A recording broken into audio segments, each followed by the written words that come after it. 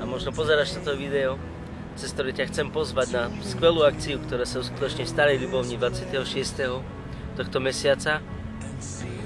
A bude to Meeting Live in the Light, stretnutie po veľkom festivale, ktorý bol tohto roka v máji. Možno si na ňom bol a bolo perfektne. Chcem ťa pozvať na túto akciu, kde bude vystupovať kapela F6, divadelný klub Dick.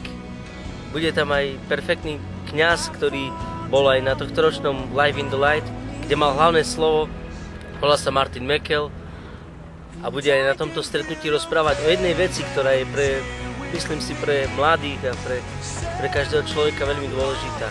Oddelenie od hriechu.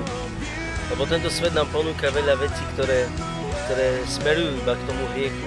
Existuje jeden človek, ktorý tu bol pred 2000 rokmi, ktorý nám dal takú možnosť, že môžeme byť oddelení od hriechu, je to Ježiš Kristus. A o ňom bude rozprávať tento kňaz, hlavným hostom bude Ježiš Kristus.